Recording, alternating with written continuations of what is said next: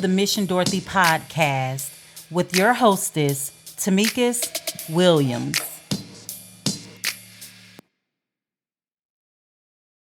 Hello, thank you so much for joining us here at Mission Dorothy, the podcast.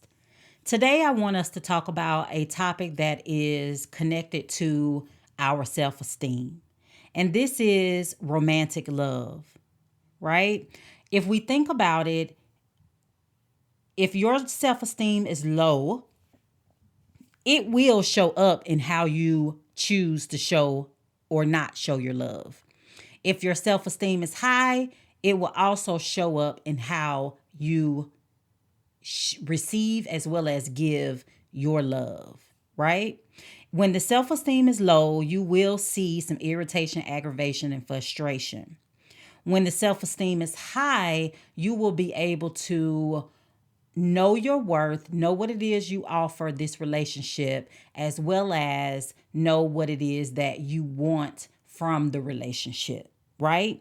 So, as we look at self esteem is the foundation of romantic love. In its absence, we begin to be saboteurs of our own happiness. So we work to sabotage our own happiness if we do not have a good, healthy amount of self esteem. If we feel competent and worthy in our own eyes, if we feel lovable, we have the internal resources, which is emotional wealth, that make it possible for us to love someone, right? So if you don't have that emotional wealth, which is that internal love, understanding of your own self-worth, then you end up feeling trapped in feelings of deficiency, right? And you're not able to see what it is that you can bring to this relationship.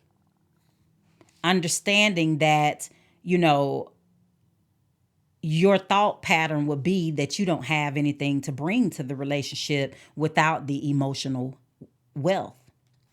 So we are able to appreciate others in their own right, at its own end itself, but not merely as instruments for the satisfaction of our needs, right?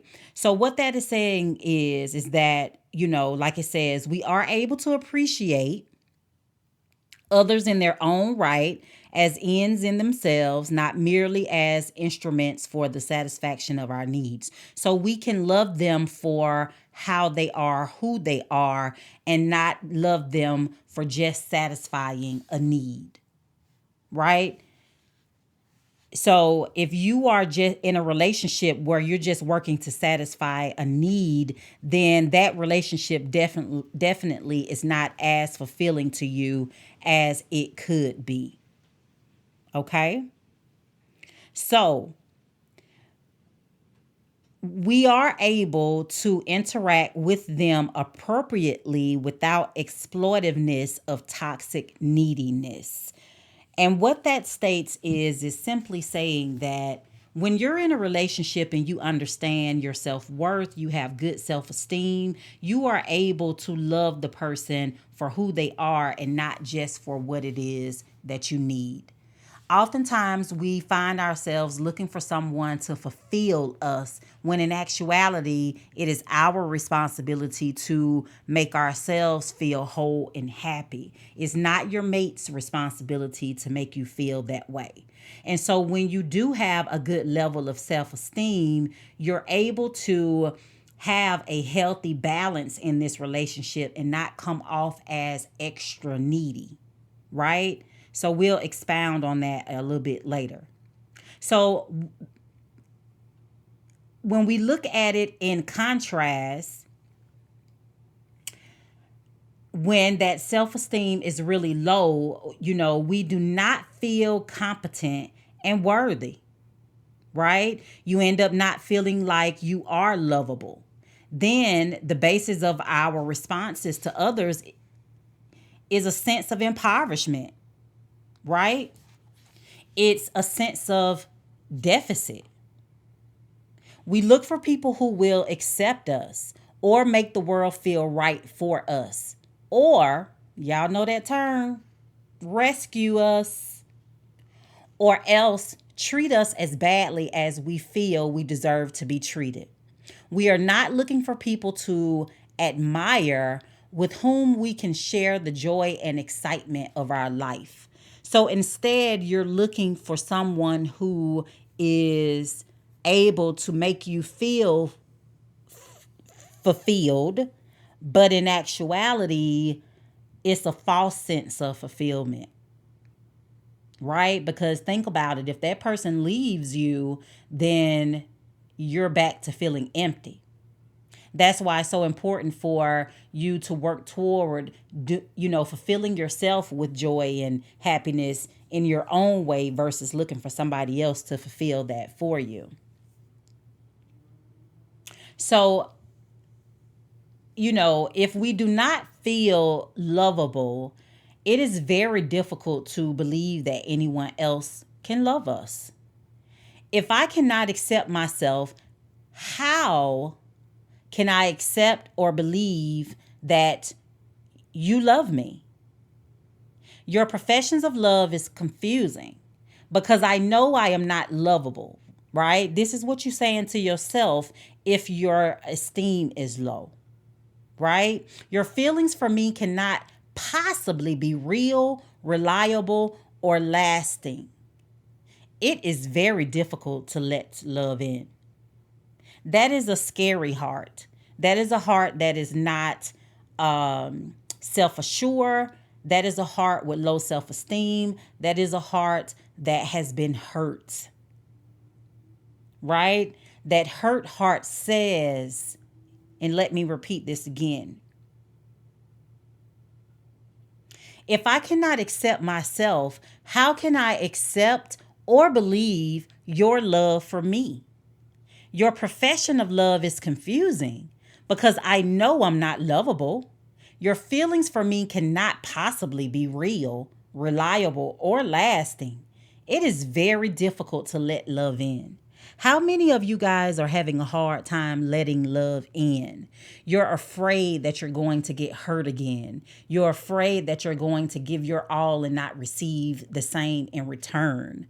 You're afraid of being vulnerable and showing up as your authentic self in fear that they're not going to accept who you are. Well, let me tell you, that is why it's so important for you to work on your self-esteem. Because when your self-esteem is at a healthy dosage, you will understand that part of life is hurt. You'll understand that, we are going to have these moments of trials and tribulations in relationships that may end in hurt, right? But when you have, and to keep it real, you can have all the self-esteem in the world and still be hurt. But what I'm getting at is that when you walk into a relationship, it's important for you to already have a healthy amount of self-esteem. That way, it's harder for someone to try to manipulate or use you, right? Because at the end of the day, you know what you're worth and you understand that, or you can identify those types of people by their behavior, right? So it's certain things that you're not going to stand for, you're not going to deal with, you're not going to allow in your life when you do have a healthy dose of self-esteem when it comes to your romantic relationships. You won't be falling for the okie doke, right? Because you understand your value. You understand what you bring to the table. You understand the benefits of being with you in a romantic relationship. But the scared heart is afraid to be vulnerable, is afraid to allow someone in, is afraid to trust again, is, can come off as bitter, mean, and angry, right? And so think about it. What you put out there in the world is often what you attract. So if that is how you love, then trust and believe you will end up possibly getting someone that is going to treat you the same way. Or you can end up with someone that is passive and will allow you to use and abuse them. Neither one of those is a fulfilling, loving relationship. Right? So when we look at this scared heart, you know, it may, you may have this outlook of, even if I may attempt love, but I am undermined at the base.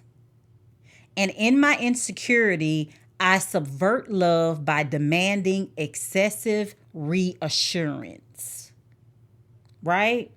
By venting irrational possessiveness, by making catastrophize of small frictions, by seeking to control through subservience or domination, by finding ways to reject my partner before my partner can reject me. There go that little safety disclaimer, right? So many people walk around with that, right? I've even heard people say, I tend to date people who are more into me than I am into them. That way, that safeguards my heart. Does it really?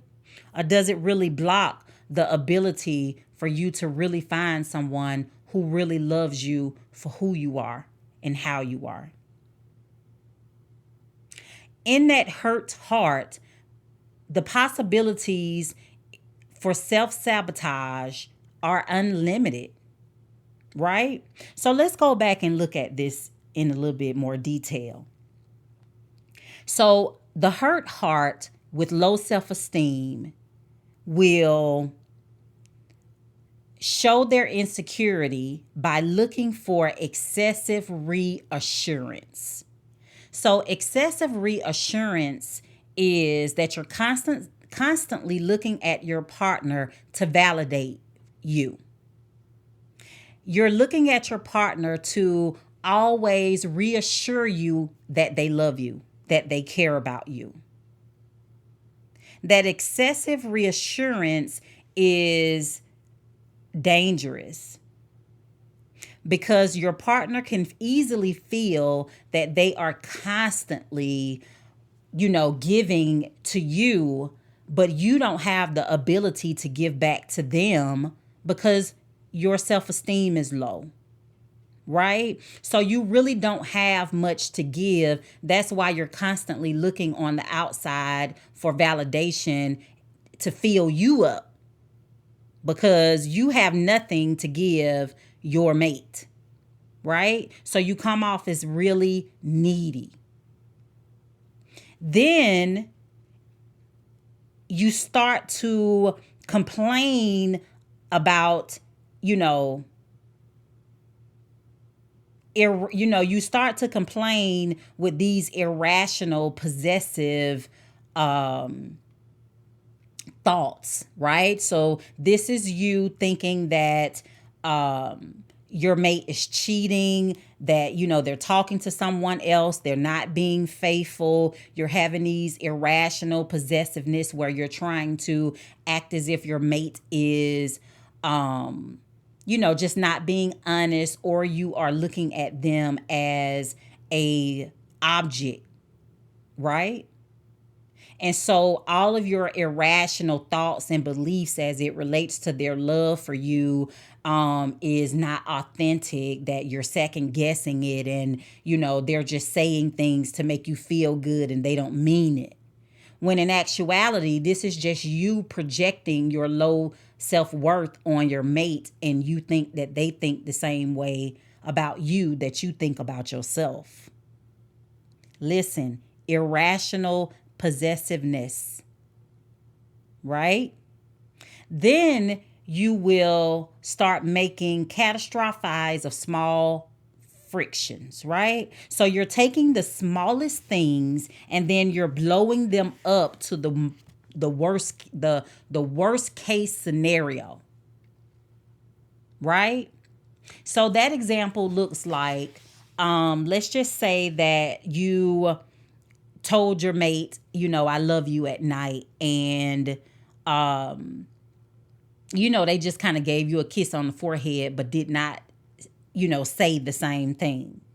So then you take this and you blow it up because they didn't say I love you too, because you miss the reading of the kiss on the forehead, right? So now you're thinking that they don't love you because they didn't return it, but because they didn't say it verbally, right? So this is you taking something really, really small and blowing it up, making it something way bigger than what it needs to be, right? Also, that hurt, low self esteem heart will be seeking to control, right? So, this is that domination. You're trying to be really controlling in the relationship. You want to know where your mate is at all times. You want to know where they've been, who they are with. Like, you want them to be, you know, kind of your slave as you are the master, right? Trust that only works in the whole S&M community. That is not in a regular relationship. Okay, so the dominate, just trying to be a dominatrix, like you can be that in a whole nother word, in a whole nother setting, but in regular relationships that will not work unless you are with a very, very passive partner. And I don't know a lot of people who intentionally look for a passive partner. Most of the time, it is subconsciously chosen, right? All right. And lastly, that low self esteem, hurt heart will find ways to reject their partner before the partner reject them. So this is you breaking it off before they break it off with you. You can kind of feel it. It's in the air that they're not happy. They've been expressing some things. And then you will try to have that old dominance and control, that insecurity. So you'll just break off the relationship because you think that they're getting ready to break it off with you. What if they just wanted to talk? But your insecure heart has caused them to just go ahead, and try to talk to you about your behaviors and the relationships. And, they may want to try to work it through, but your insecurities have ended the relationship. And the crazy part is that you walk off thinking that you've done something when in actuality you've set yourself up for failure, right? That's that self-sabotage, right? So understand this. As we see ourselves, so do we act. And our actions tend to produce results that continually support our self-concept. That goes back to me saying, how you think about yourself is what you're going to project, right? And you're going to project it on other people, and you're going to think that they think the same thing about you, when in actuality, that's not the truth, right? Now let's look at the opposite side of the hurt heart. Let's look at the self-assured heart, right? That heart says, when I feel deserving of love, I deal with you in a confident, benevolent, and loving manner, and I am open to receive your love. When I feel undeserving of love, I deal with you in a fearful, suspicious, and hostile manner, and you withdraw from me. My self concept becomes my destiny, right? So that's how it is, right? You either have that hurt heart or you have this self-assured heart. With the self-assured heart, you're going to be able to love with confidence. You're going to be able to love in a manner where you can open up and receive your mate's love. That scared heart, that low self-esteem scared heart, is going to feel undeserving of love, and they're going to show it with through fear, acting suspicious, being hostile, and withdrawing. Right?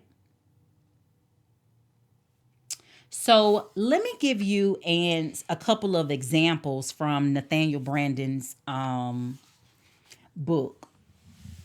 This is what I'm pulling from today. I'm using his book, A Woman's Self-Esteem. And here is an example of what we're talking about today when it comes to self-esteem and romantic love. So let's take a look at Tony, right? So Tony, she was a successful automobile saleswoman. But in her personal life, she often caught herself engaging in self-sabotaging behavior.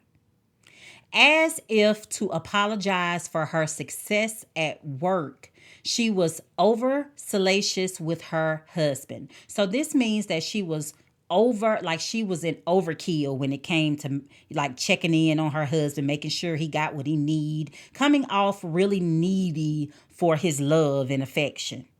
Right? Now at work, she is confident, like she is owning owning things, like she's really leaning in her craft. But at home, she's coming off as this overly needy wife, right?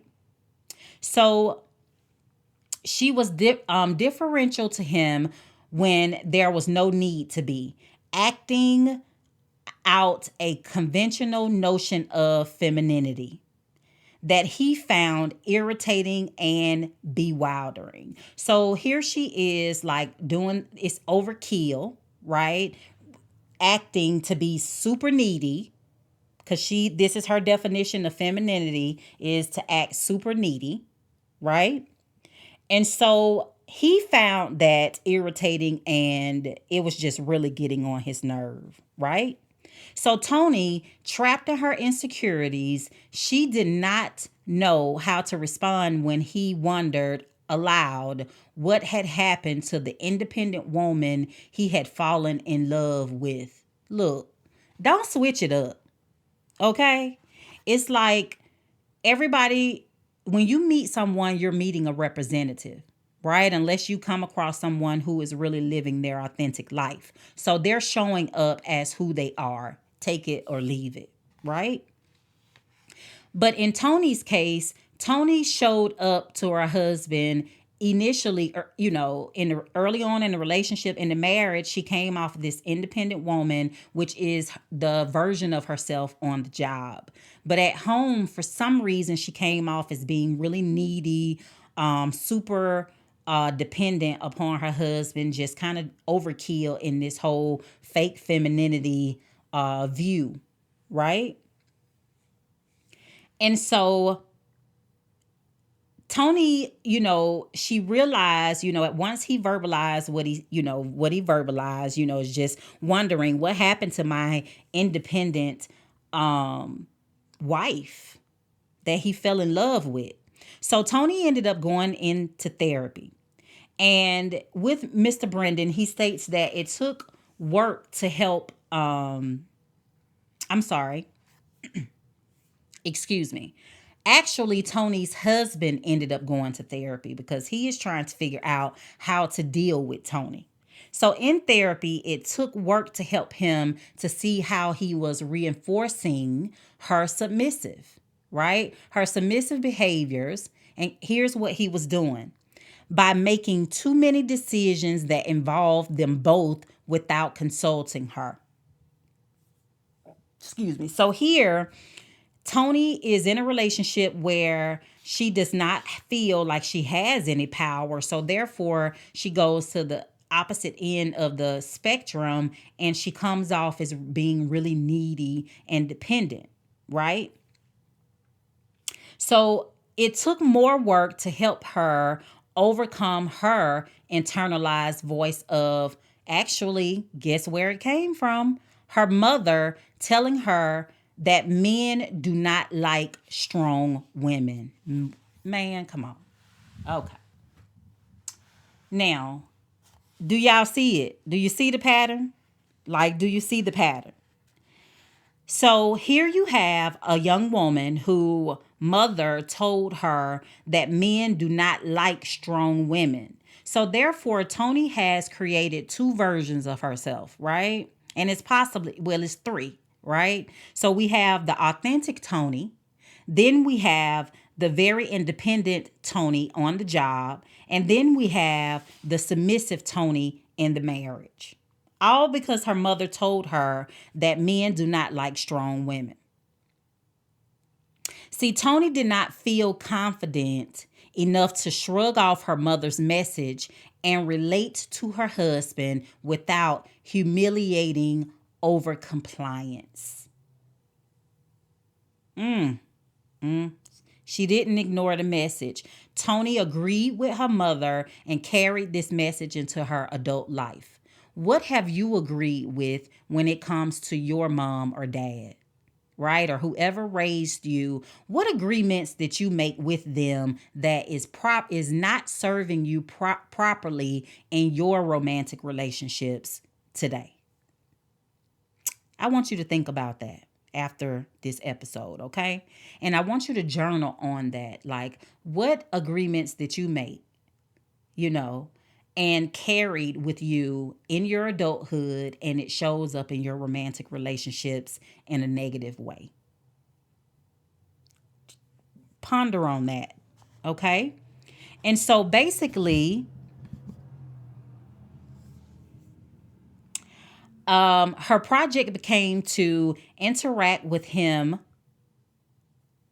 as a self-responsible adult, right?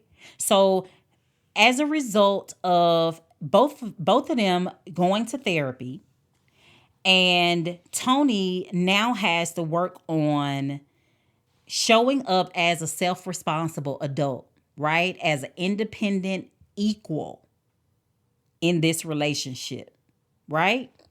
So success, it did not come easily. She spoke to Mr. Brendan, and she stated that she felt naked without her customary defenses, right?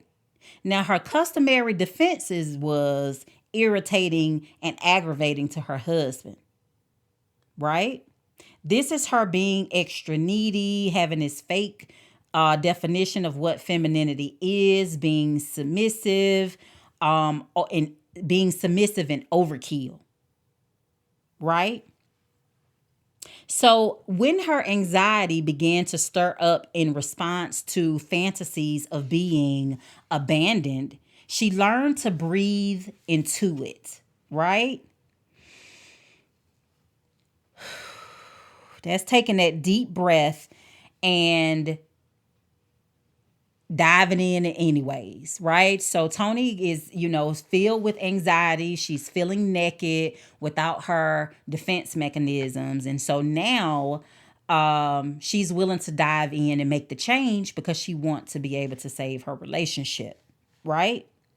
So she was able to breathe into it, to witness it without being manipulated by it, and remain true to her adult self in her behavior. Until over time, she saw that her fears were groundless, right? They were not rooted, they were not connecting, right? In the process, she was doing two things. She was working on her self-esteem, right? By learning self-assertiveness and authenticity. So she's learning how to be assertive, standing up for herself, what she believes in, speaking up for herself, and authentic, being understanding that it's okay for her to be her because that's who he fell in love with in the first place, right? Not creating this fake version of herself or this persona created by her mother's words, right? And B, she learned to protect herself in her relationships along with protecting her relationships, right? And when I say protect, meaning protecting her own self from her own, old toxic behaviors that she had, right? So think about it. If you feel that you are showing up in your relationship inauthentic, you've created this version of yourself that you feel like your mate would enjoy better than being your authentic self, I can guarantee you are tired as hell. You are exhausted of trying to keep up with this fake persona that you've created. And now you've allowed someone to fall in love with this persona, and you realize that you have to live your life 100% unauthentic versus being your authentic self. My God, you talking about exhausting. Like your feet are worn out. Your anxiety is high. You are short tempered. Your tolerance is low. You get irritated and aggravated fast. But you do all of this while walking around with that fake smile. It's time to end that. It's time to remove the personas, remove the mask, and show up as your authentic self. Because if you feel that you have to put this mask on, we're not saying that none of those characteristics are who you are. You can still incorporate those within yourself, right? But I'm sure your authentic self have peeked out there here and there. It peeked around the corner here and there, right? It showed up a couple of times, right? But I think you were probably so afraid to allow it to stay to, in fear of judgment or your mate not really liking you the way that they like your persona. It's okay to show up as you.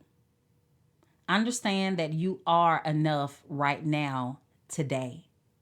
If you know you have toxic characteristics or behaviors, work toward changing them. This is what this podcast is about. Our goal here is to help you to learn the tools that you need to walk authentically. So it's okay, right? Because at the end of the day, you want somebody who can fall in love with you, right? Your raw, true self.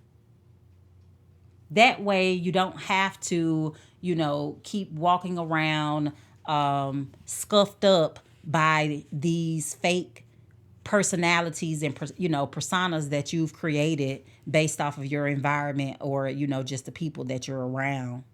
This is you being free to be, right?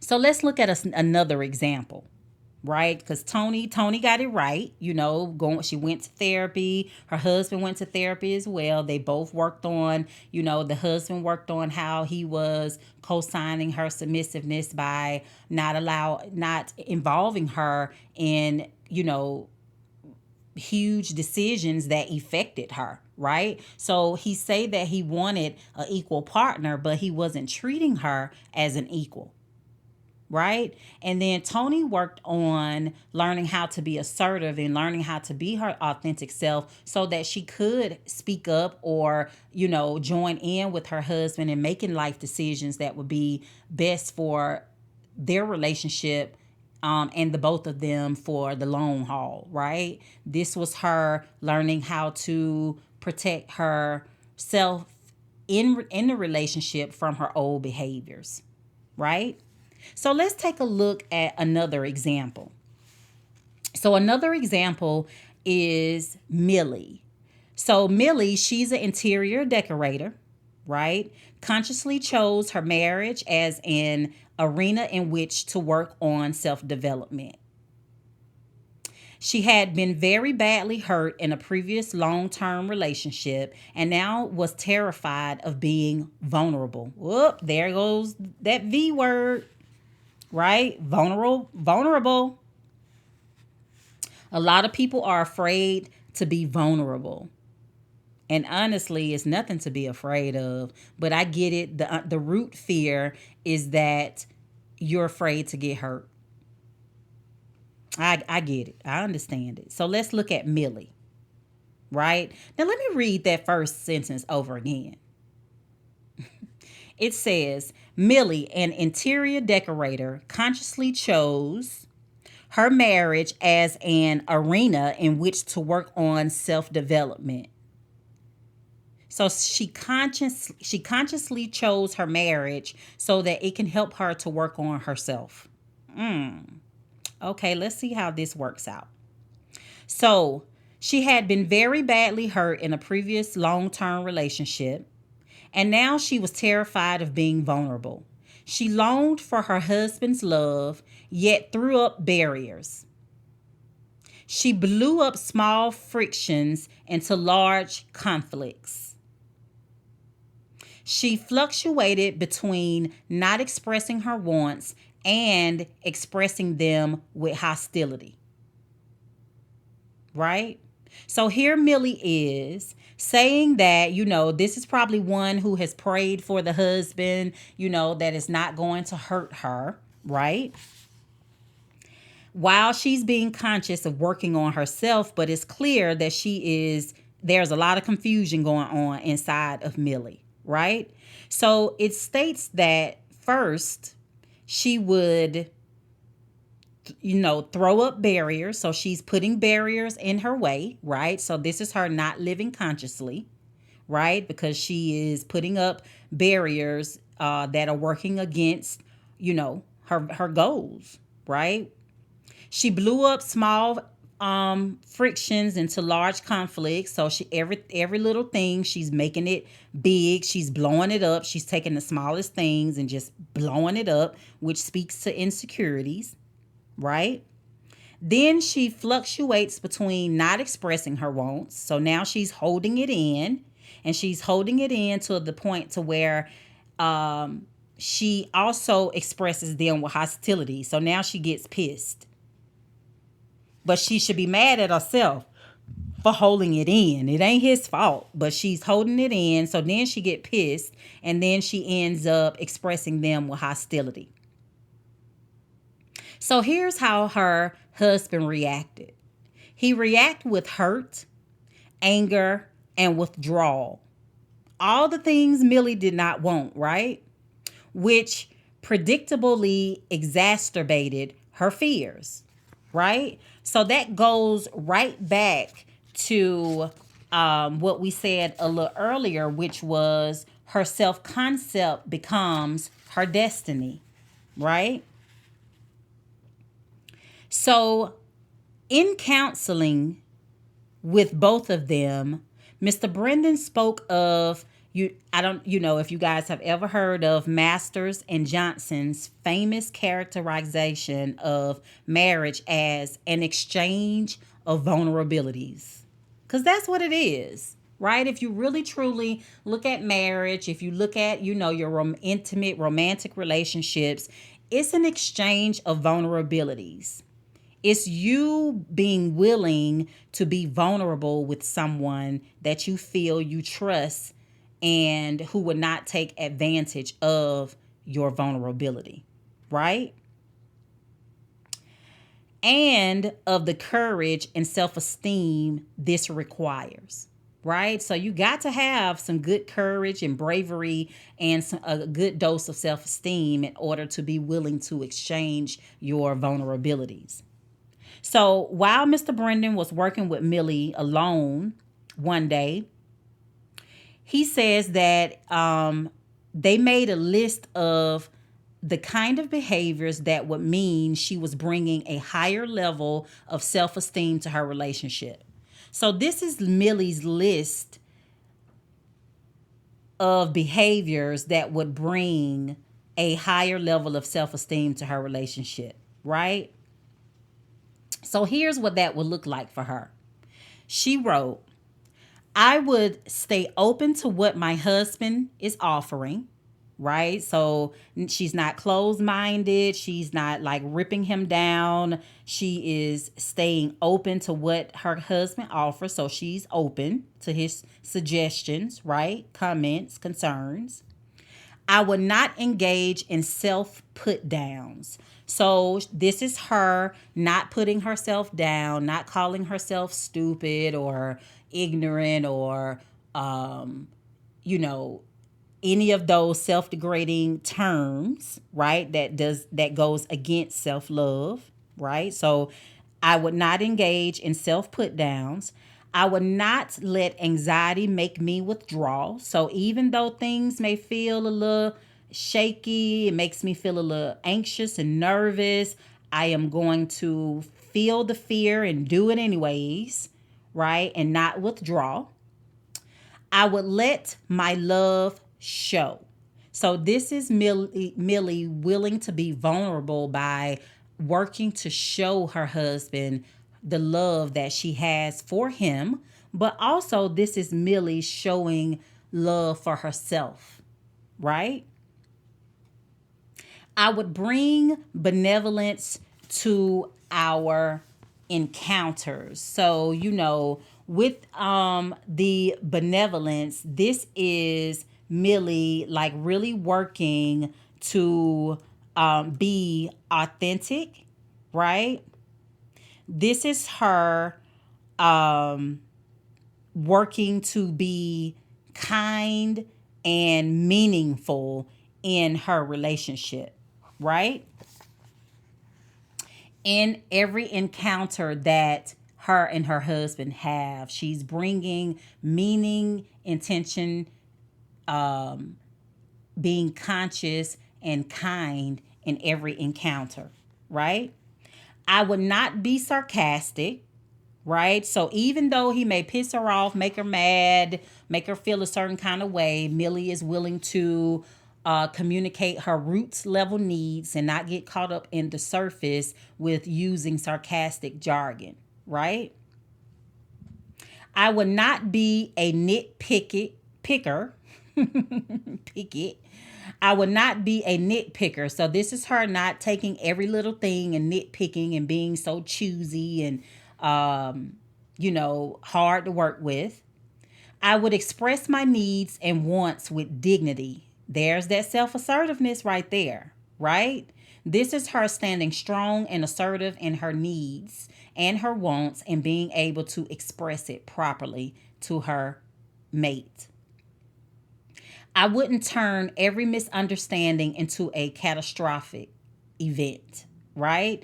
So even though I may not understand, we may not agree, we may have an argument, I'm not going to blow it up and make it anything bigger than what it is, right? My response to it is not going to be way larger than it should be. My response is going to match the actual situation, right? I'm not going back and reaching in the past and responding based off of the other 50 million times you have done the same thing, right? My response is going to be based on right now.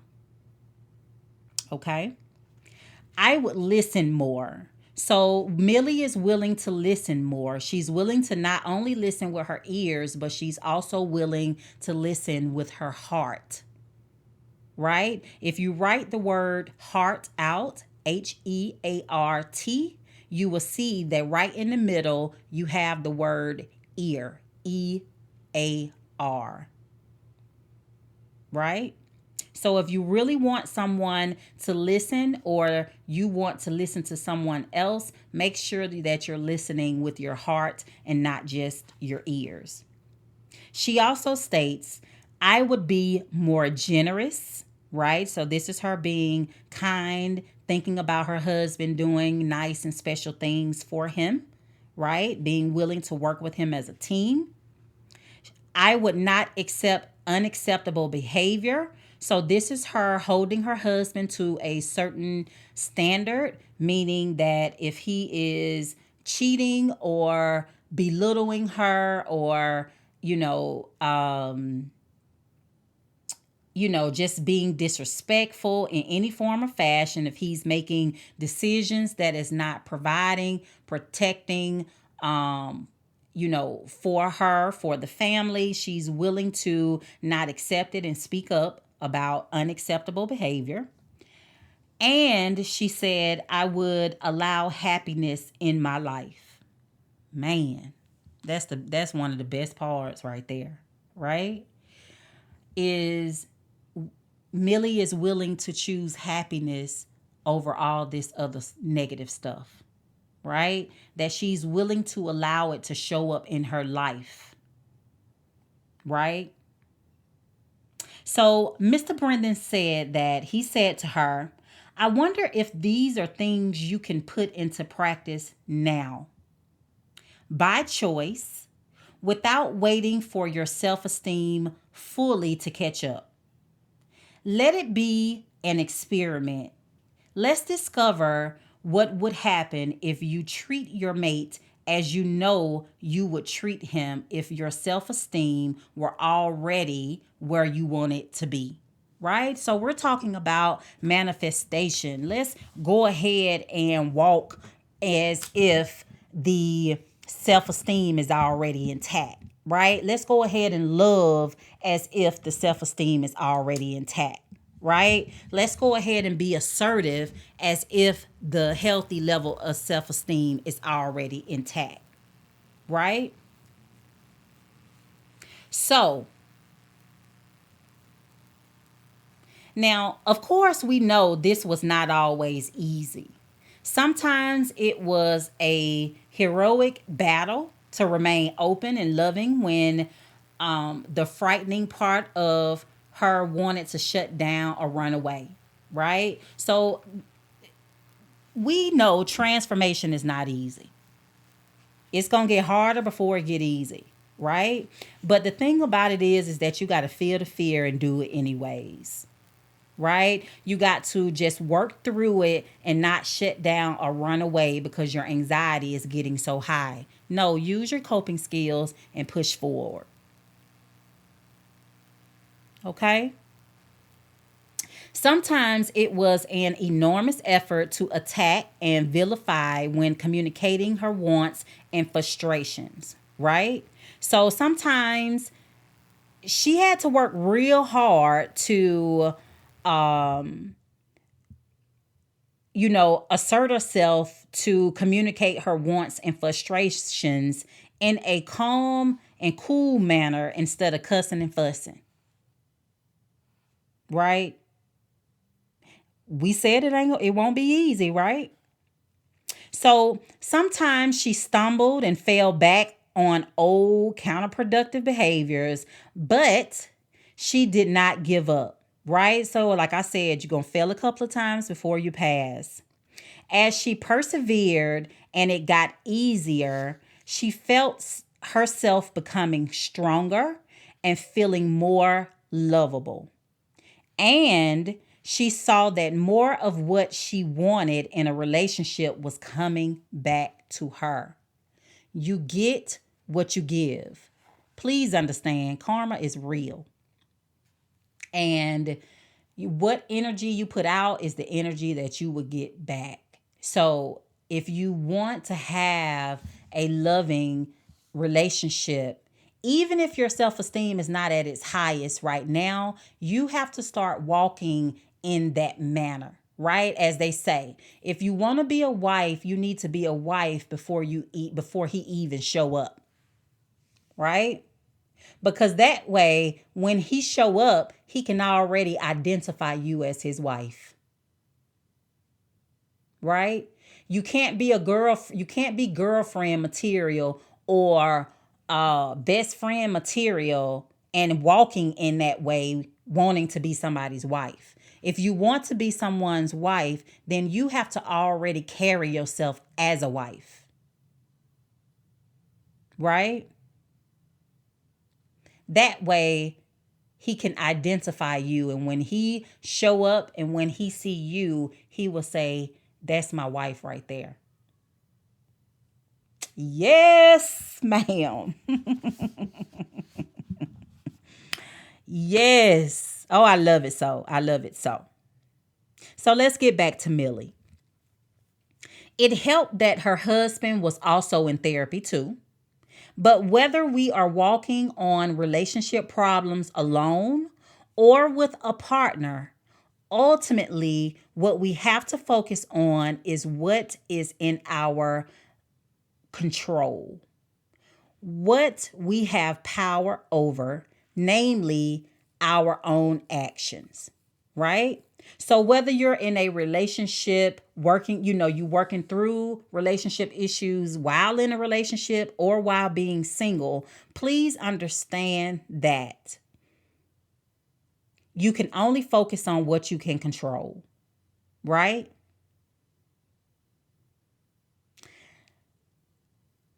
At the end of the day,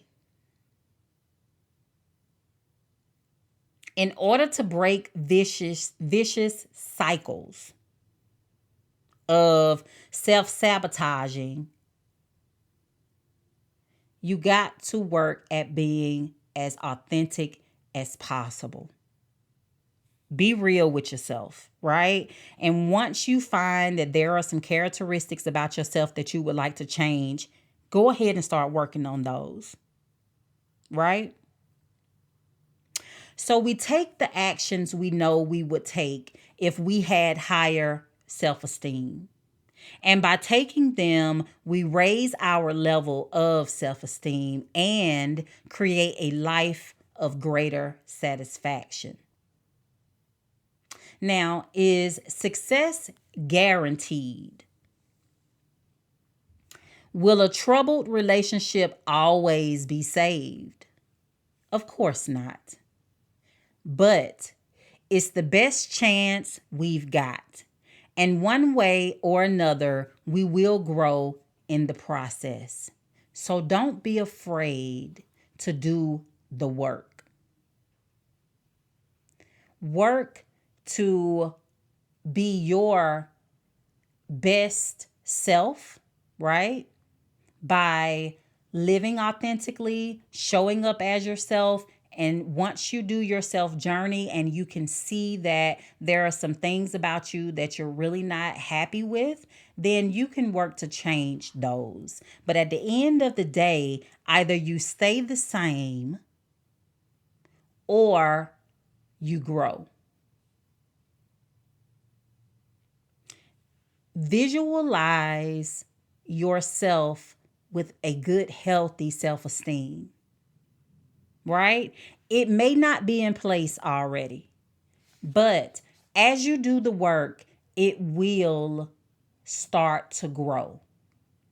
As you listen to our episodes, and if you put this work into play, you will start to see your authentic self show up more often. You will start to fall in love with your authentic self. You will start to have acceptance for your authentic self. Your quality of life will be enhanced, right?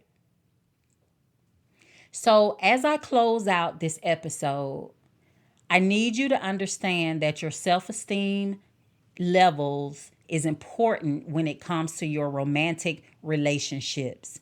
It plays a huge part in how you show up in your relationships. And I know we're talking about romantic relationships today, but also this is for all relationships. For those of you guys who say that it's hard to build new friendships in your late 30s on up, in actuality, it's not. Because if you're walking around as your authentic self, then you will attract people like-minded. And you will be open to creating new friendships. You won't have that scared heart of, being afraid to be vulnerable and, afraid to trust people. You will feel assertive and secure within your ability to be able to choose who can stay in your life and who cannot. All right. So I hope that this episode really helped you all understand the connection between self esteem and your romantic relationships. In our next episode, I will talk about selfishness. And we all know we all have a little bit of that within ourselves, right? So until the next time, love on purpose, live on purpose, and be authentic. Bye.